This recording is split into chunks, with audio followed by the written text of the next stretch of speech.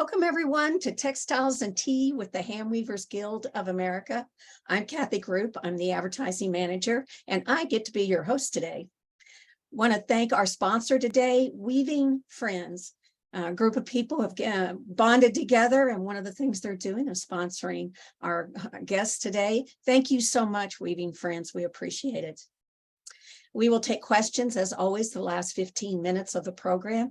And please put your questions in the Q&A. If they're in the chat, I may not get to see them to ask. So please put those in the Q&A. Love your comments in the chat, so to keep those coming too.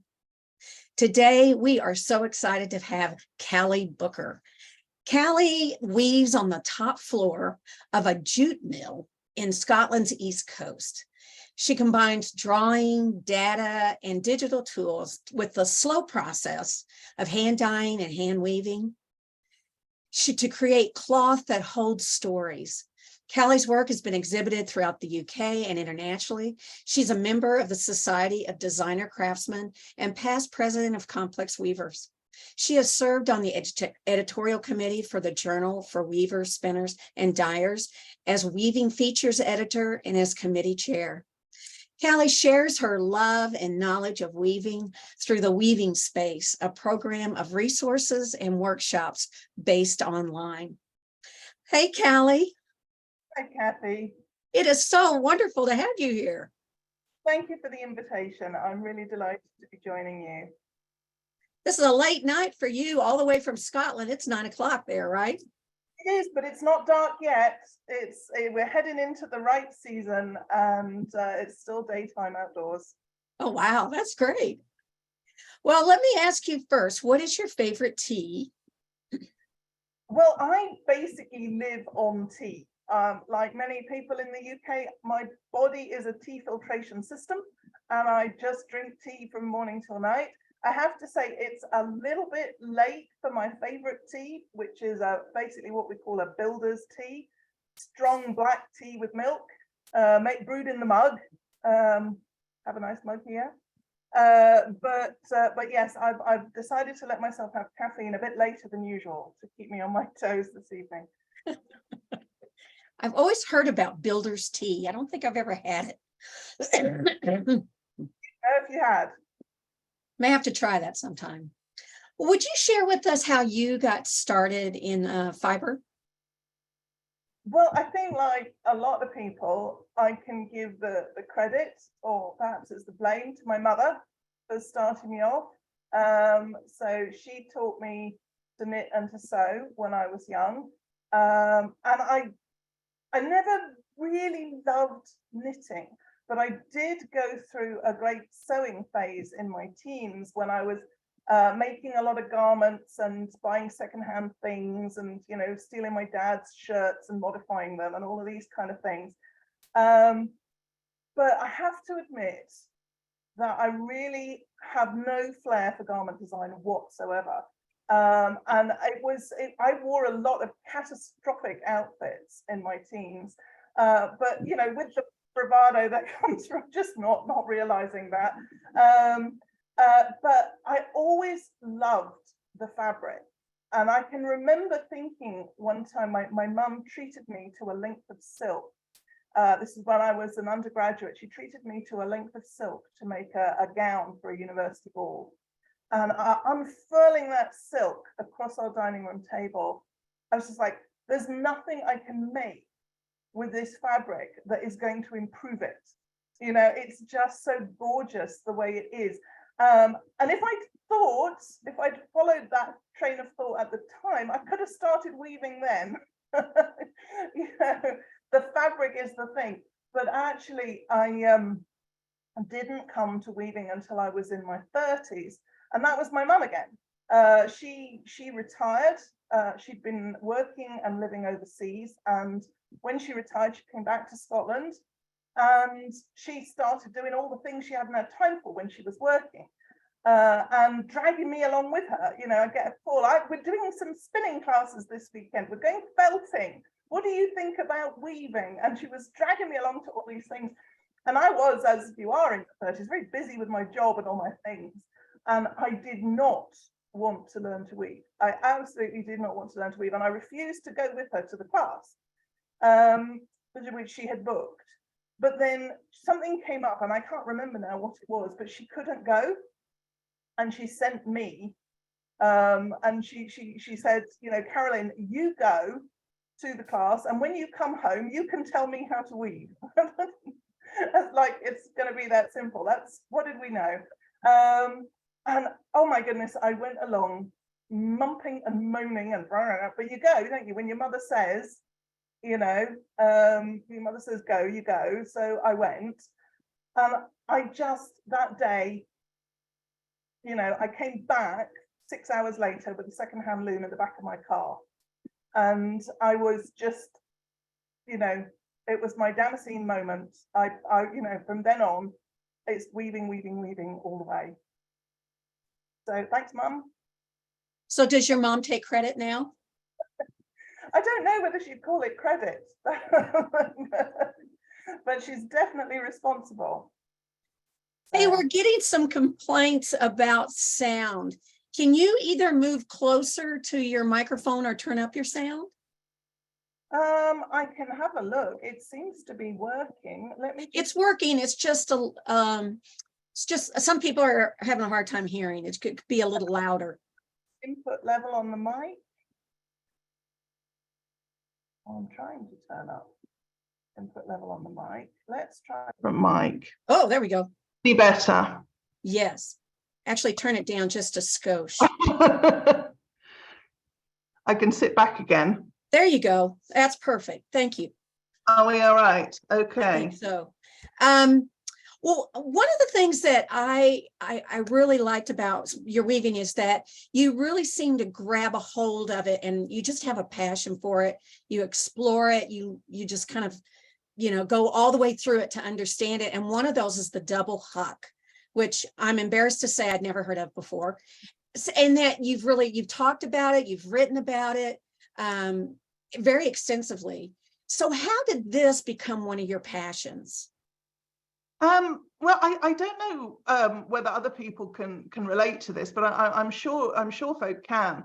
That while you're weaving is a fantastic time for thinking about weaving, and thinking of all the other things that you want to weave. And there's just something about, I mean, not just the fact that you're immersed in it, but I think the throwing of the shuttle, there's a kind of soothing, you know, your mind can go to all these things that you're imagining. And that's what took me into double Huck, because I was weaving another piece of double cloth. I was weaving some double twill, 2 layers of twill stitched together. And you can stitch 2 layers of twill together so that the stitches are hidden under the twill. But I was weaving with a fine silk yarn. It was very fine, but it was also slightly slubby. And I wasn't very happy that my stitches were really hidden. And it was bothering me as I was weaving. So as I wove this piece, which was quite long, I let my mind wander over all the structures that I could think of that might give me invisible, really invisible stitches. And I thought, what about 2 layers of Huck? Because you've got floats on the back of that, and maybe the floats can act as the stitches. Well, spoiler alert, they absolutely can. And they do, and they make a wonderful double-faced fabric. The 2 layers, 2 different colors, completely bonded together, and with holes all the way through as well, lacy, and it's got a wonderful drape to it. And you have this glorious, you know, surprise, I suppose, of the colors and the holes. And I just fell in love with it. And once you start sort of noodling about with a thing, well, you find, oh, I can do that. I can make patterns too, and I can do this, and I can do that. I can mix structures. What happens if I include some plain weave along with this? And it's actually got a lot of potential, although it is necessarily an 8-shaft structure to start with, because you have 2 4-shaft layers. It actually operates with the half units as little blocks. So it is, you know, gives you a lot more pattern potential than you might think at first. And I just, yeah, what can I say? I just fell down that rabbit hole completely. And yeah, I think the texture of the cloth was the biggest surprise and delight about it, because it's got this wonderful if you weave it in a silk or wool, I use a lot of wool in my work, but it's got a wonderful drape. It's beautiful for a scarf or a cowl. I have a cowl that I wear around my neck for 6 months of the year because this is a chilly Victorian house. And I just absolutely love it. It's so snuggly and cozy. But it's also, if you weave it in a cotton, it's bouncy. It makes a fantastic towel. It's just wonderful. I could squish Huck all day, double Huck. Well, you have a lot of color, you use a lot of color, you use a lot of pattern. So I'm always curious, so which is more important to you, do you think, the pattern or the color? Oh my goodness. It's So like, I have which child do you two. like best? I'm not sure that I could have one without the other. Right. If you didn't have color, would you see pattern? There's When you're designing, which do you do first? Do you choose your colors or do you do your design first?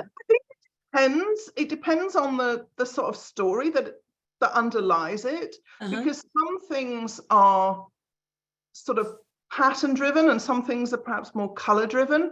Like when you showed some slides at the beginning, you showed a couple of pieces of work, one of which is that hanging on my wall, just the rectangles there. I mean, with that piece, for instance, the pattern was the important thing, because it was actually, funnily enough, it was a commission to celebrate Zoom meetings. And so it had to be rectangles, because that's the experience of Zoom, right? It's rectangles. And it was for a community of creative people in Dundee. We were meeting together through the pandemic. So I wanted the rectangles, and that was a given, that it would have rectangles in it. But the color in Zoom is what you bring to it, isn't it? I see my color's going a bit funny there at the moment, but the color is all the people bringing their ideas. So the color could be anything. So that's a story that starts with pattern, and then the color comes later. But another story might be, I don't know, the season of autumn or something. You want to weave something that is inspired by autumn. That was actually the second slide that you showed. That was autumn. Autumn leaves were there, and for that the color comes first. I mean, autumn for me is sort of defined by color, and then I have to find the road into what is the pattern that I'm going to use with these colors. And it will arise, so sometimes I do find myself, it's like, well, I don't know what color this is, because it's something out of my head that, like, what color should this be? And then I can just let rip. That is a great explanation. I love that. That's wonderful. Well, these next two pieces that we're going to look at, the first one is Firth of Tay, I hope I'm saying that right, and Illuminations, these two pieces.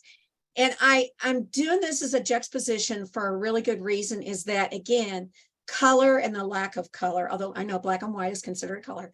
But when you are designing, when you want to do the black and white, or when you do the color, when you're designing these two, do you approach them differently because you're using color in one and not in the other? I just love the comparison. They're just so beautiful and strong, one with color, one without. Well, it's actually a really excellent juxtaposition, because these two pieces are actually about the same thing.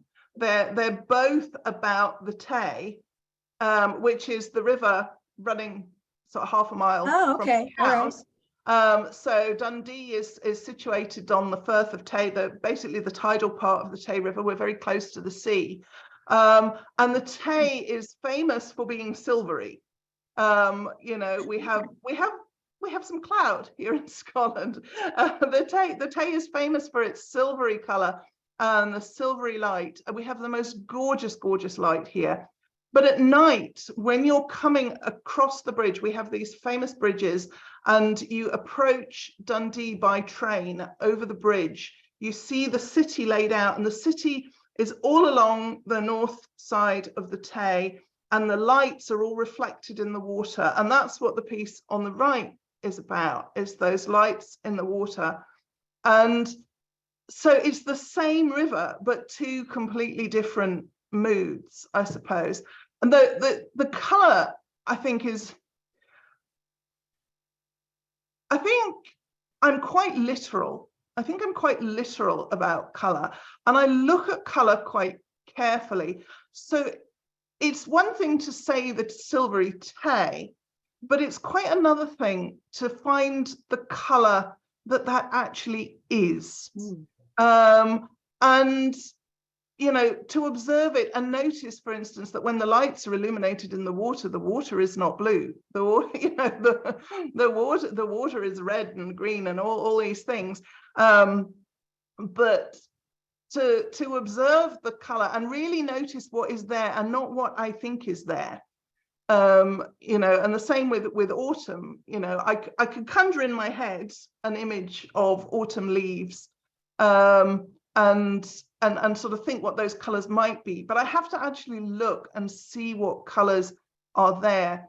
And I have to say, I mean, with this one, with the shades of gray for the Firth of Tay piece were much harder to pin down, because gray is very seldom gray. It's got undertones, it's got pinks and blues and things. And, you know, when you start looking at yarn, you realize, oh, that's not gray, that's pink, you know, something like that. And what exactly is the gray that I need for the silvery tay?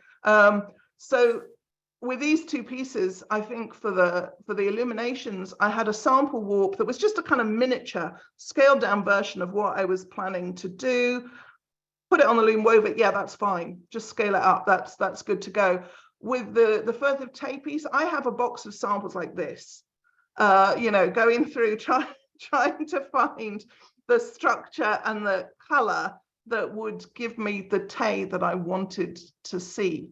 So maybe better color is a kind of easier ride. Well, that's a good point. That's really true.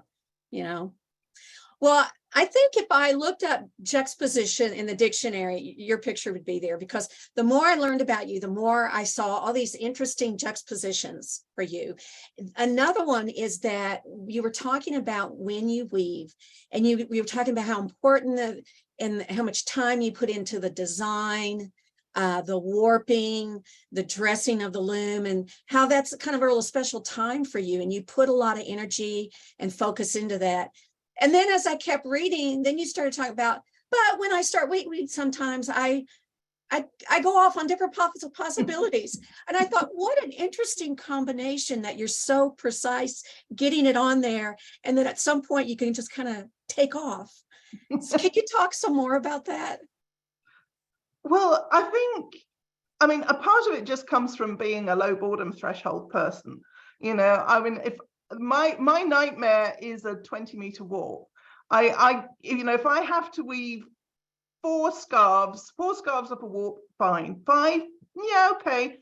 By the 6th one, I'm just like, no, take me away. I need, you know, I need something else. And I think I tend, therefore, to plan my warps with that in mind, that I know that I want to do different things. So I will try and build in a certain amount of flexibility into my plan, and have at the back of my mind lots of different wefts that I could possibly use. You know, that I'm not going to be, you know, I'm not going to be restricted to this color combination or this, you know, this original plan. But I also have a lot more patience for some reason, and it's completely at random, but I love making a warp, and I will put a lot of time into making a very complicated warp, where I wouldn't have the same patience with a complicated weave, doing lots of weft. Really? Yeah, I don't know why that is. I don't know. I don't know. Anyone else? Raise your hand. I don't know if that is just me. But for some reason, yeah, I like the weaving itself. I think it's partly because that is my thinking place. When I'm throwing the shuttle, you know, that is my thinking time, my creative time almost. And if I have to be fiddling around doing lots of different things, it's distracting. whereas, you know, when I'm warping, I've got the momentum of, oh, this is new. This is, you know, I'm starting a new project here. This is something new. And I can put any amount of energy into that. Well, you're Yeah, getting a lot of thumbs up and applauses. yeah. You know, I think you've got a whole crew that's agreeing with you on that. I think another thing that has developed for me is the loom that I use, because I started weaving on a table loom, and then I went to a countermarch loom, which had for many years. But in 2010, I was fortunate to get a secondhand mechanical dobby loom, a Louet Megado with the mechanical dobby. And I didn't really know what to do with this thing. I was glad to have it. I was absolutely thrilled to have it, but I didn't really know what a mechanical dobby could do, what it was good for. But I discovered that it's excellent for improvisation, for making weaves up on the fly, because you can make a long lag chain with different segments and different things, and you can skip about. You can very easily put on another lag chain, move a few pegs, change things about. And the loom, I think, has nurtured that part of me. You know, there's a relationship there between my weaving practice and what the loom does well. So recently I've got a computer loom, and that's quite a different way of thinking. And I knew it would be a different way of thinking, but I hadn't appreciated how much of a different way of thinking. So I'm still learning. I've had it 3 years now, but it arrived fortunately just in time for the pandemic. But I still feel that I'm finding my way to that sort of improvisation with the computer loom that is second nature to me now with the mechanical dobby. Well, this next piece we're going to look at is first is a photograph from a beach in Scotland, and then the picture right next to it is this gorgeous scarf that you made. So it looks like the environment is a kind of a source or an inspiration for you. Is that true? Yes, I mean, I think I soak up everything, that's around. The colors, the light, as I say, I love the light up here in the north. I love the colors. We're blessed in Scotland with so much coast, and it's very accessible coast as well. I don't know, there's a number, I'm not sure I'll get it right, but I think in Scotland you're never more than 40 miles from the sea. Even in the very middle, the sea is coming up those lochs, it's coming to get you. We have loads and loads of coast, and we have rivers and waterfalls and all the things. And I just love being beside water. And so I'm surrounded by inspirational landscape because water is everywhere I look. And it's the thing itself is a part of that, the sound of water, the calming sounds of, the waves on the beach or the running river. It's the colors of the water, the way light plays on the water. It's always doing something different. But it's also just a sense of spaciousness that I get when I'm beside water. I love places where I can get to the edge. I can get to the edge. And Dundee, as I say, it's basically squished between a hill and the river, but you're never very far from the edge of it, and you can get to the water really easily. I love a city like that. You get all your amenities, but you also get, that spacious feeling of the waterfront brings. So just to be near water in itself fuels me, fuels my creative instincts, I think. But it obviously the environment impacts on your work. This is a great example of it. And then this next piece, it's called Lost Eyes, is also inspired by the environment, but it's from a much more scientific point of view. And I don't know if y'all can tell, it was kind of hard to show. On the left is the full woven piece, correct? And then the one on the right is a detail, so people will understand what they're looking about. So can you talk about what inspired this? What is the meaning behind this work? Well, yeah, this piece is called Lost Ice, and it's about the melting of the Arctic ice cap. And I'm not a climate scientist, but my background, I don't think I've said this yet, my background is in maths and statistics.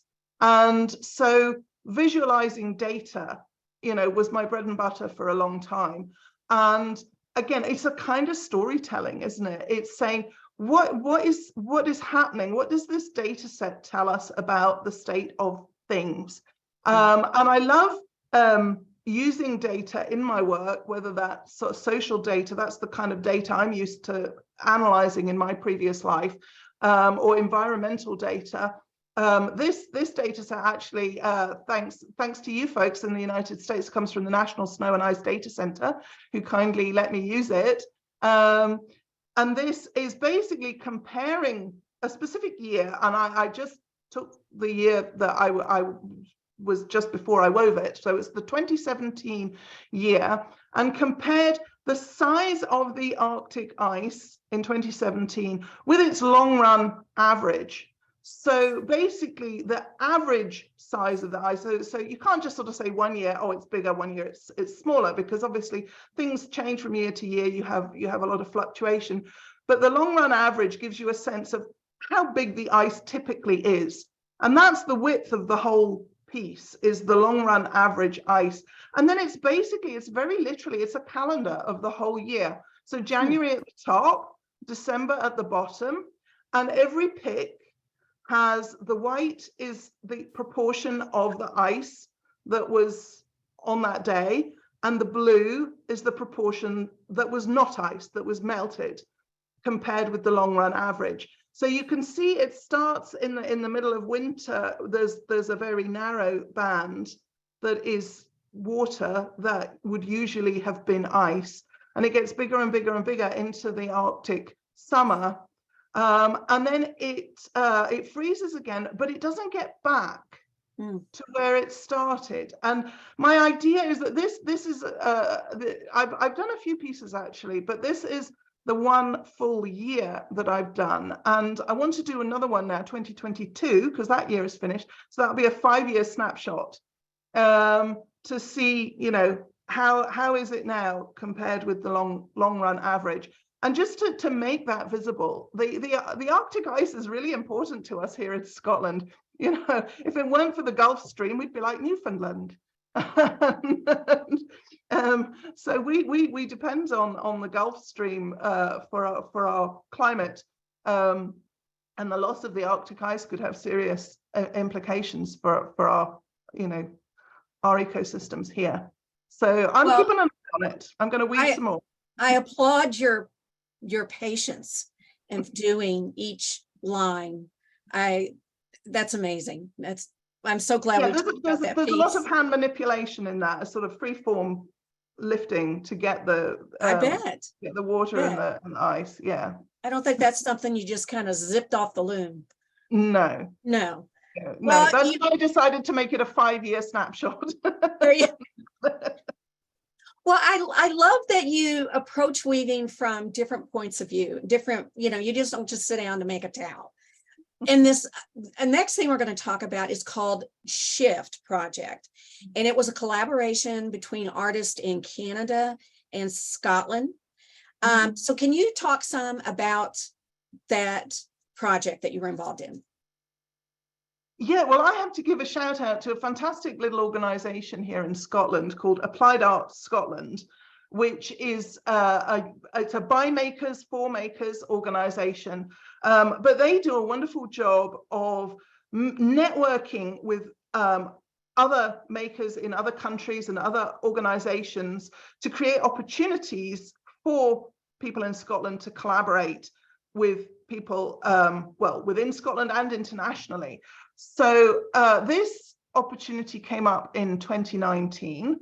It was a project with a residency, and I don't normally apply for residencies because I've sort of planned so far ahead, and if something says, you know, can you be here for a month in whatever, I'd be like, oh, I can't cope with the thought of cancelling everything, you know, to go off into a hut somewhere and do something exciting. But this was a really well-timed residency. There was just a week when 4 of us from Scotland were going to go to Canada in October 2019, and that week was free. And I'm like, that residency has my name on it. I'm applying for that. And we were to go to Canada, which we did, and meet our partners there. So say 4 from Scotland, 4 in Canada. We paired up in different disciplines, different pairs, and started planning a project. And then we developed the ideas to the point where we could come back home and all start making. And then the next phase was going to be in May 2020 when the Canadians came to Scotland. But you can imagine what happened. Nothing happened. But in fact, that project, the poor Canadians have never yet been to Scotland, and we would love to have them here. But we kept the project going, and I have to say it was an absolute lifeline for me. When everything else was shut, I had that project to work on. And, you know, because it was a collaboration, there was that impetus, because it's like somebody else is depending on you doing your work. So you might be sitting there in a complete funk, but you have to do the work because somebody else at the other side of the world is waiting for you to do that work. And, you know, the same at the other end. My partner had the same response. And for weeks, we worked together. We would connect via WhatsApp. And, you know, she would work and I would work. We would work together for an hour. And we did that every day for about a month. And it was absolutely fantastic to have that project to work on, even though it wasn't at all what we thought it was going to be when we started. Well, if we can, Mandy, let's go ahead and show. The piece is called Identity Shift, correct? Yes. Well, my half of the collaboration is called Identity Shift. Okay. And this was done with Andrea Tsang Jackson, correct? That's right. Okay. Andrea is a quilt artist in Halifax, Nova Scotia, and she has a wonderful eye for design. She trained as an architect, and her work is just glorious. So do look her up, Andrea Tsang Jackson, if you want to take a look at her work. But you can see that, I mean, I've woven the most extraordinary looking object, which wasn't at all what I planned to weave. When I made my submission and application for the residency, I think I talked about blankets. And I came out with this, I call it the giant roller towel, because it's basically a loop. It's a wool fabric with this knotted pile in it, but it goes around, it's about 5 meters long, and it's stitched together in a loop to hang there in the gallery. But the purpose of the fabric and the way that the project actually developed, in our first meeting, Andrea had not really seen any weaving. So I was showing her on a loom in the art college there, you know, what a woven structure was like, and, you know, how we built up a design and so on. She brought in a bag of scraps, because one of the themes of the residency was sustainability, and another theme was identity. And she brought in this bag of scraps from fabric from a local firm that was using it to make raincoats. There were plastic bottles being recycled into fabric, and then they were making the fabric into children's rainwear. And she had a bag of their offcuts. So it was recycling, really, these leftovers from the recycled fabric. And she was like, can we use these? So I started cutting it into little strips and laying it into the weaving, and just making little triangles, because I love a triangle. And Andrea sort of peering around my shoulder at the loom and going, oh, wouldn't it be great if that could move? And that started us thinking about animation as a project. And I was aware because through Complex Weavers that Alice Schlein had organized a woven animation project. So I was able to share that with Andrea, and we started thinking about how we would use animation. And I wanted my fabric, I didn't want to weave separate scenes. You know, I didn't want it to sort of look like I've woven this scene and this scene and this scene and this scene for the animation. I wanted the fabric to have an overall design, bonkers though it is. But that's essentially what it is, these long lines. If you imagine it sort of like a giant roller towel going round and round behind a window screen, the lines that are vertical actually appear to move horizontally. It's like an old-fashioned Flickr book. And so that was my part of the animation project. And Andrea's, you can just see on the left there behind the long fabric, the offcuts themselves. She's cut little circles, and she did a whole drama out of little circles moving around. There's a whole story in that. So I was absolutely, I was like, I can't cope with that on the loom. It's going to be really, really simple graphical shapes. But it was the extraordinary experience. It was the slowest thing I think I've ever woven, because I had to cut all the strips before I could incorporate them into the fabric. So I was using the little rotary cutter and cutting all these 1/4 inch strips. And it was taking me 3 to 4 hours a day to weave about 18 centimeters, which was one frame, because of all the cutting and all the planning, and then the weaving itself and tying the knots in the fabric. But it was lockdown.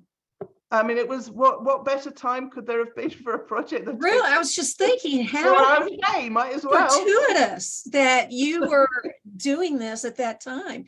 Now, I don't remember, is that video on your website?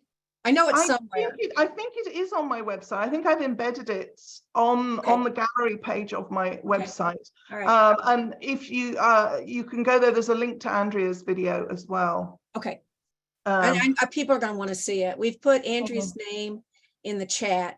Yeah. So if you want I have it on Vimeo. I have a Vimeo account under the name Weaving Space. So if you go to vimeo.com/weaving space, I think you'll find it there as well. Alice Schlein just said thanks. Hi, well, Alice. I'm afraid it hasn't lived up to Alice's polished piece of animation, but I have to say I was really pleased with it. I just I just couldn't believe that we'd managed to find a digital craft that is as slow as weaving is. Stop motion animation is the slowest thing you can possibly do, except weaving knotted pile. So yeah, it was a long, slow project, but at just the right time. Oh, that's wonderful. Isn't it wonderful how we build on everything? Somebody does something and we build from there and we add to that. So it just works out so well. I know. Well, we're gonna look at another piece that you did called Leaves. And this was designed for a commercial client. And I'm always curious about that. What is the key to successfully having a relationship and working with a client? Oh gosh, I'm not sure I'm qualified to answer that, because so I have to say I don't work with clients anymore. Not your thing, huh? It wasn't really my cup of tea, but I have to say that this particular client was fantastic. It was a business here in Scotland, and I wove several different fabrics for them, and they just let me run with my ideas. They're smart. Of course they were. I would weave some samples, and I would share the samples and give them some color options and things to choose from. But basically, they let me design to what I wanted to weave.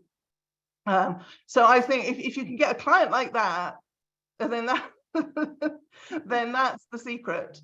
I'm not sure I can offer anything more intelligent than that. Well, I'm always curious, because I think it would be it could be a struggle of balancing out, keeping your customer happy and staying true to yourself too. I'm glad they worked out so well. It's a beautiful piece. What was it for? It was for wraps. Yeah, baby wraps. Oh, baby wraps. Okay. Okay. Well, I have to ask this question. What's next for you? Writing a book, making another movie? Oh yeah, all of the above. I've got everything I want to do. I think that what I'm working on right now is really getting to grips with how to improvise on the computer loom, and how to sort of bring my sensibilities to that loom. I've done some pieces that I'm really happy with, and I've done some pieces that are like, and yeah, I want to do more of the things that really excite me, and I've got some little secret things up my sleeve that I'm working on. You know, Can you share with just a few hundred of my closest friends? No. Well, you know, I'm sure everybody's going, wow, Callie Booker does stuff that she's not excited about or doesn't like. That's an inspiration for all of us. You know, if you have things that you're kind of iffy about, that makes us all feel better. There's a lot of that. I mean, there's a lot of selection bias, isn't there, in what makes it to the outside world? Yeah. You know, in terms of weaving output. You know what? We got a bunch of questions. Let's jump over there and see what people are asking. How about that? I love this first question. This is from Catherine Bone. She said, please talk a little about Dunde and the history of the jute mills. How did you end up there? Oh, she means Dundee or your mill, but either one. Well, yeah, I mean, I came to Dundee a while ago, maybe some 30 something years ago, quite a long time ago, but not because I particularly wanted to be here, but my husband's job brought us here, and that was fine, but we didn't really expect that we would still be here all these years later, but we just kind of grew into it. It's such a lovely place to be, and there is a fantastic creative community here, and I don't know, that's a many-sided question, isn't it? The city itself certainly has quite a lot of problems, and has had a lot of problems since you know, it's a post-industrial place. And you know, a lot of factories closed. There are no jute mills anymore. There was one left when we arrived here, and that closed. There are no jute mills. There has been a lot of unemployment, and the mills themselves, the buildings themselves, have been repurposed in all sorts of different ways. So some of them are residences, lots of flats and student residences and things like that. Some are used for business and different sorts of purposes like that. The building that we're in is basically 5 stories of very small businesses, micro businesses. 3 floors of those 5 are artist studios, and there's about 50 or 60 studios. There's quite a lot of studios, and a lot, often more than one person in a studio. So that's a lot of creative people in one building, which is a fantastic resource to have. I bet. You know, you know, there's nobody else who is a weaver. There are some people who weave a bit, but nobody who is, you know, primarily a weaver other than myself, because the art college here no longer teaches weaving, and so there's not a sort of supply of weavers. There's quite a few people doing textiles in other forms, lots of fine artists, jewelers. We have so many jewelers because there's a big jewelry department at the art school. So all of this creativity, I just love it as a place. We did our open studios this past weekend and the place was absolutely buzzing. But yeah, the top floor where I am, they used to do, I believe, carding. I had somebody come around to an open studios one time who had done the payroll for the mill when it was still a mill. So she knew where everybody worked. And you can see in that we have stone flagged floors, and there are actually stone flags all the way up. Every floor has stone flag floors. So I mean, if you go into England, if you look in, say, the silk mills, the cotton mills, they have wooden floors upstairs, stone floors downstairs. But jute was so combustible, they had to have stone floors everywhere, because otherwise fire could just rip through the place in no time. So stone floors all the way up, and you can see where they bolted these giant machines, and then they've sawn through the bolts to take the machines away, and there are all these sawn off bolts left in the floor. And you saw, I put my little loom down, you know, in the footprint of these giant ancestors. But it wasn't weaving. Weaving was done over the road where the car mechanics are now. What an interesting environment to be in. That's amazing. Well, this Kay Crippen wants to know, and Kay, that's a good question. I'm curious too. Do you think you're the first person to have done double Huck? No. Oh, no, I'm not. I'm not the first person. I'm probably the first person who's been obsessed with it, perhaps, but I don't know. But when I first thought about it, I assumed that it was normal. You know, that everybody had done double Huck, and I was just sort of not come across it yet. So I went to look it up. And the only thing that I could find at the time, and another shout out to Alice, hi Alice, for her article, which I think is in one of the Best of Weavers collections. I'm not sure if it's the double weave one or the Huck one. okay. But she has a baby blanket that she wove in double weave with Huck. Alice Schlein, you're saying? Yes, yes. Okay. All right. And that was the only thing I could find about it. So everything that I know about it really is out of my own head and my own explorations, but I don't think that I'm the first person to have done those explorations. I'm just the first person who's found them interesting enough to sort of talk about them all the time. Well, you've got a fan here. Joey Barnes said, Callie is just the very best. I'm taking her double Huck class right now, and I'm so grateful at how much knowledge she shares. Now, is this the Zoom class at Handweavers? No, this is a workshop that I'm running at the moment. This is a sort of 5-week workshop that we're doing. Yeah, is it online or in? Yeah, we're doing it online. We're about halfway through the classes. But yes, I am giving a presentation on it at the conference, the Northwest Weavers. And that's Zoom also? Yeah. Okay. So there you go, folks. Handweavers, if it's not full, jump in there. You can see how it's done. Karen LeBlanc, hi Karen, wants to know, where were you in Canada for your residency? And who were the weavers involved from Canada? I asked because I'm Canadian. She's in Atlantic and New Brunswick. Well, the residency was in Halifax, Nova Scotia. Oh, okay. And there was only one weaver involved. It wasn't specifically textiles. So we had all kinds of different disciplines. And I'm going to be embarrassed now because I can't remember Jenny's surname. If anybody is from Applied Arts Scotland, put Jenny's surname in the chat, because Jenny's a fantastic weaver. She teaches at the NASCAD, the Nova Scotia College of Art and Design, and she's the only Canadian weaver who was involved with the project.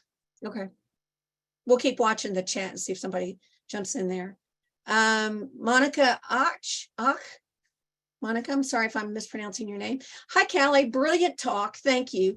Which computer loom do you have? Is a TC1 or a 2 or something else? Oh, no jacquard here. Okay. No, I have a Toika Eva Okay. with 32 shafts. No, I'm not interested at all in going down the jacquard route. I love shafts. I just I just get such a kick out of them. That would be a good t-shirt. I love shafts. I love shafts, yeah. Love shafts. Somebody else wants to know, will you be teaching next May in Dundee or somewhere in Scotland? Oh, this is Karen LeBlanc. She's planning her vacation. She's going to be in Scotland and she wants to take a workshop while she's over. Are you teaching in person? Not at the moment, no. Okay. I'm not offering workshops in my studio or anything like that. I am teaching at summer school in the UK later this year. But actually next May, I think I've got quite a busy schedule teaching Zoom classes to your guilds in the US. So if you'd like to take a workshop, ask your guild secretary to get in touch. I'm on. You're going to just have to go over there and watch her teach online, Karen. Maybe you can be her assistant. Oh, that would be handy. There you go.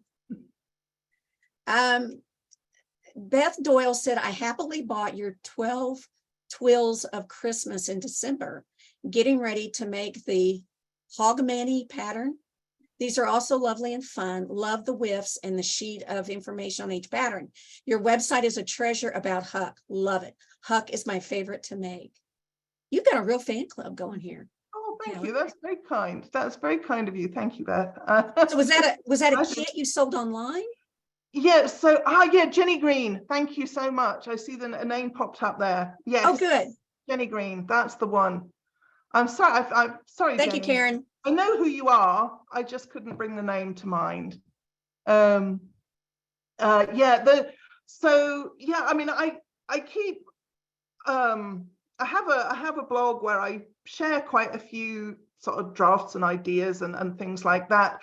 But people often want a bit more. So I've started compiling things into little sort of hubs where you can, I mean, just, for small sums like £12, I think it is, to get access to all the sort of downloadable bits and pieces, pattern notes and so on. I don't really have like project designs that people can just sort of ready to go, because that's not really my style.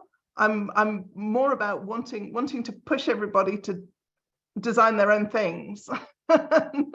So I kind of pushing the resources to people to say, if you use this, you could do something like that. What a good teacher.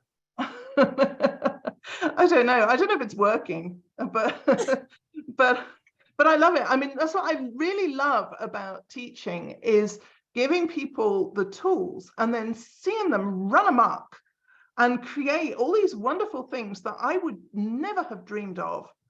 I think weavers are amazing. They have such inner resources that they bring to the loom, and they just create wonders. It's an absolute delight and a real privilege to be, sort of a little part of anybody's weaving journey. I really do believe that.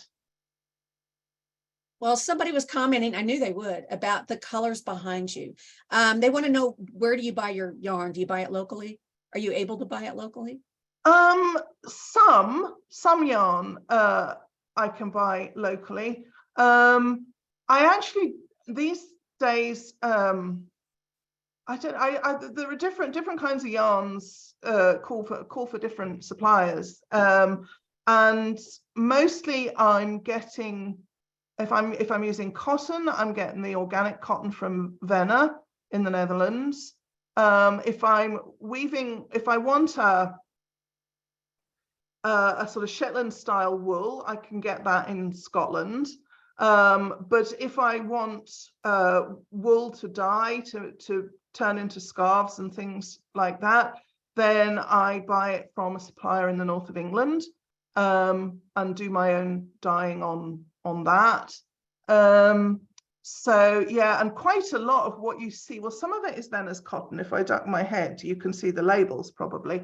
So the sort of Vena cotton on this side, but a lot of this is also end of line yarns, you know, sort of the other people's leavings that I've accumulated. How do you do linen at all? Monica wants to know, do you use linen? Not a lot. No, I have used some linen, but it's not something that I go back to again and again. I have to say, I really like wool and blends with wool. Mm-hmm. I find wool wool covers a lot of my weaving sins. It's such a gracious, generous fiber that the elasticity of it does wonders for one's selvages. So I'm always a bit sad when I can't use wool for something. So I have to pay more attention. And once again, we're all going, Callie Booker worries about selvages. Oh my gosh. Probably not enough. I mean, I don't know about that, Callie. I don't really give them a lot of thought. I just weave in wool. Nancy Hedberg is another fan of yours. She said, thank you. She said she loves your online class for Double Huck. She said she learned so much, that you gave so much information that I feel like I can go back to all the handouts anytime when I get back to Double Huck. So another big fan of your class. Oh, thank you, Nancy. Yes, people are very kind. I think they're just being honest. And we have to stop for the day. How did that happen? Thank you so much for being on here, Callie. I appreciate it. Well, it's been an absolute pleasure and an honor, Kathy. I really appreciate the invitation. Well, I have to say, I've been a fan for so many years and just followed you when you were doing Complex Weavers, and so it was so much fun just to actually talk to you today. I'm joining everybody else, and I'm going to Scotland. I'm coming to see you. Even if you don't invite me, I'm coming to see you. Well, I'm going to need a bigger studio. I know. So I encourage you all to go to Callie's website, calliebooker.co.uk. And we're pretty sure that the video's on there, but you can just see her work. You can find out about all of her classes, jump on there and get to that Zoom class. And like I said, Handwig, and that's in the chat notes about the Handwig class. So check that out. We want to thank our sponsor today, Weaving Friends. Thank you all so much for sponsoring Callie today. It was such a great program, and we do appreciate that. When you all sponsor Textiles and Tea or any of the programs, it really helps us do more programming such as this. And we do appreciate it by your sponsorships or joining HGA or donating to the Fiber Trust. It's wonderful. We have the 2023 Hand Weaving Towel Exchange. Even though it's not a convergence year, we're doing it every year now, and this is coming up. Thank you, Nancy Hedberg, for letting me use your picture. Aren't those lovely towels? Those are from Jane. We appreciate that. That was very nice of you. Jane Hedberg let me use her picture. If you want to become part of this, there's something so nice about a towel exchange. I've heard people make fun of it, but when you pick up a towel, and you're doing something mundane like drying a dish or whatever, and it brings back a memory, it brings back a thought, and it's just so nice. And you think about the exchange program and these wonderful towels, you meet these great people that made it for you. It's so much fun to be part of. So I encourage you to start weaving. The deadline, you have to get them mailed off in June. So you got to get going. You got some weeks to make them, but let's get going and get those done. There's more information, of course, online at weavespindye.org, and you can find out more about the specifics of the size and how many you need to weave. Convergence is coming up. Registration is now open for vendors. If you know a vendor, you want to make sure they're going to be there, let them know. We have the early bird special. If they join now, if they register now, they get a discount. We also have sponsorships available. If you, your business, your guild would like to be part of supporting HGA and Convergence and be associated with this incredible week of fiber, go to our website at weavespindye.org. You can learn more about being a vendor and being a sponsor. We will have, again, I want to thank everybody for joining or donating to support our programming. If you have missed an episode, I just want to remind you all that you can see any of the episodes on the HGA Facebook page, or you can go to YouTube, and I think we're up to date on our YouTube. It takes a while to get those up. Takes a while for upload those, but I think we're up to date. Almost all of them have been up, and I encourage you to subscribe, because when you do, you should get a notice saying that a new episode has been uploaded. So, you know, if you want to watch it again, or you missed an episode, you want to go back and see why, I want to watch it with a friend, come watch with us. We appreciate it. Next week, we are going to have Lauren Stitchway. We're excited to have her on board. Thank you so much for being with us today. Thank you, Callie. It was great to have you here. Hope you have a wonderful week, and we'll see you next Tuesday. Happy tea.